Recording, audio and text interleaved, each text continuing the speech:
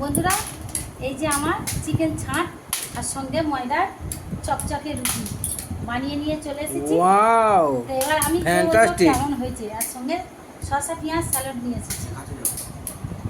Chicken ছাঁট দেখতে সুন্দর হয়েছে। ওহ, লাভলি লাভলি, কি কি মশলা লাভলি সুইট, আমি খুব পুরো সুন্দর হয়েছে। ভিডিওটা দেখিয়েছি।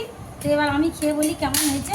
হ্যাঁ, বলো বলো গো বন্ধুদের বলো। বেশ সুন্দর করে বানিয়েছি, চকচকে একদম ফ্রেশ, সাদা ধবধবে করছে দেখো। হ্যাঁ, ময়দার রুটি নরম হয়েছে, গরম জলে মাখিয়েছি।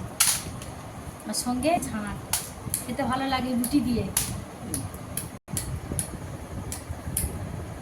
ওয়াও, কেমন লাগছে বলো, কমেন্ট করে বলো। পুরো ফাটাফাটি জমে গেছে। আমি তো জানি জমে যাওয়ার মতো জিনিস। বন্ধুদের কমেন্ট করতে বলো কে কোথা থেকে দেখছে। আমার রান্নাটা তো দারুণ হয়েছে, আমি খেয়ে বললাম কি কি মশলা দিয়েছি, পুরো ভিডিওটা দেখিয়েছি।